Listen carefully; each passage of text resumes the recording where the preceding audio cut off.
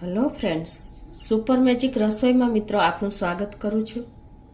આજે હું ટ્રીક અને ટીપનો વિડીયો તમારી સાથે શેર કરું છું, તો તમને ગમે તો લાઈક કરજો, શેર કરજો અને સબસ્ક્રાઈબ કરવાનું તો ભૂલતા જ નહીં। અને મિત્રો બાજુમાં રહેલ બેલ આઇકનને પણ પ્રેસ કરજો, જેથી કરીને લેટેસ્ટ વિડીયોની માહિતી તમને મળતી રહે। તો મિત્રો આજે મોસ્ટ ઓફ લોકોને માવો ખાવાની ટેવ છે અને નાનાથી મોટા બાળકો પણ ખાતા થઈ ગયા છે, એટલે કે જે યુવાનો છે એ લોકો પણ ખાતા થઈ ગયા છે। તો આજે તમે જુઓ ને તો 20-22 વર્ષના છોકરાઓના દાંત તમે જુઓ ને તો એકદમ લાલ પીળા દેખાય છે। માવો મોઢામાં હોય છે એટલે એનો કલર બેસી જતો હોય છે।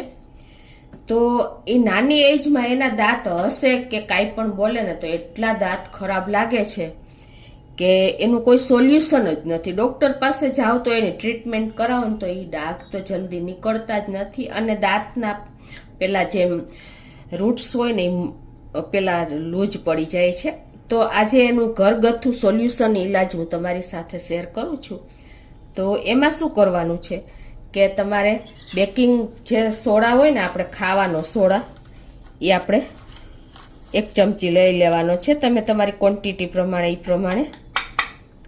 અને પછી તમારે એમાં ટોપરાનું એટલે કે આપણે નાળિયેર તેલ જે આવે છે ને એ આપણે અડધી ચમચી નાખી દેવાનું છે આ રીતે, અને મિક્સ કરી લેવાનું છે। અને પછી મિત્રો તમારે આ અઠવાડિયામાં 3 થી 4 વખત તમે આનાથી દાંત સાફ કરશો ને, બ્રશેથી કે આંગળીએથી, તો જે તમારા દાંત લાલ પીળા જે દેખાય છે ને એનો કલર ધીમે ધીમે ઓછો થતો જશે અને સાવ જતો રહેશે। એટલી આ કારગત નીવડે છે, આ એકદમ સોલિડનો સોલ્યુશન છે કે તમે આ પેસ્ટ જેવું જો થઈ ગયું। નાળિયેરનું તેલ અને આપણે બેકિંગ સોડા એટલે કે ખાવાનો સોડા જે આપણે ભજીયામાં વાપરીએ છીએ ને એ જ સોડા છે।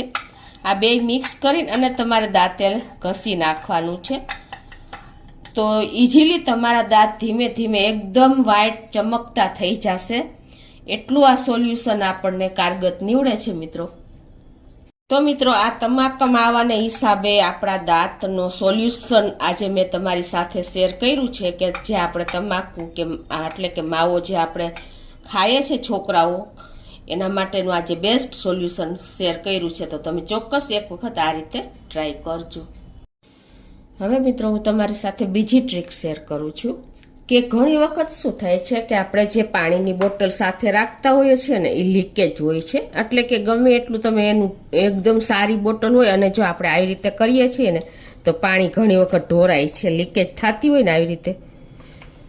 1 મિનિટ સરખી ખોલી બંધ કરી દો, જો આ ટીપા પડે છે। આ રીતે તમારે ઘણી વખત ઢાંકણું ફિટ નથી થતું અને પાણી અડધું ઢોળાઈ જાય છે, તો આપણે ધ્યાન પણ નથી હોતું અને બધું ઘણી બધી વસ્તુ બગડી જાય છે।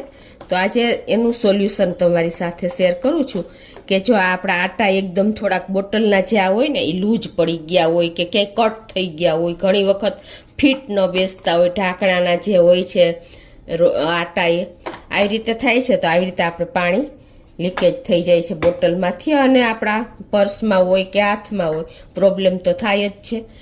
તો એના માટે તમારે શું કરવાનું છે કે કાંઈ પણ રબર બેન્ડ હોય ને આવી રીતે એ તમારે આની સાથે લગાવી દેવાનું છે આ રીતે બોટલમાં।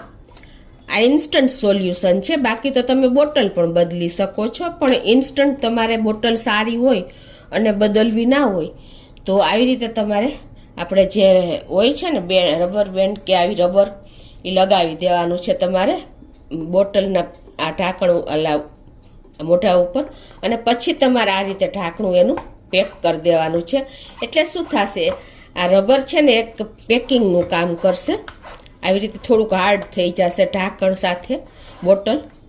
જો મને બંધ કરવામાં પણ પ્રોબ્લેમ પડે છે, એટલે કોઈ દિવસ તમે ગમે એટલું તમારું જો છે હવે એકદમ સોલિડનો આઈડિયા છે, કોઈ પણ તમારે લીકેજ વસ્તુ હોય ને, તેલની બોટલ છે કે કાંઈ પણ, તો તમે આ આઈડિયા અજમાવી શકો છો મિત્રો। કાંઈ નથી કરવાનું, ઘરમાં આપણે રબર તો અવેલેબલ જ હોય છે। આવી રીતે તમારે એને પાછું ખરાબ થઈ જાય તો ચેન્જ કરી નાખવાનું. પણ આ તમારે એક લાંબો ટાઈમ સુધી તમે વસ્તુને વાપરી શકશો. જો થોડી ઘણી ડિફેક્ટિવ આવી ગઈ હોય ને તો બંને વિડીયા તમને ઉપયોગી જ થશે. ગમે તો લાઈક કરજો, શેર કરજો અને સબસ્ક્રાઈબ કરવાનું તો ભૂલતા જ નહીં.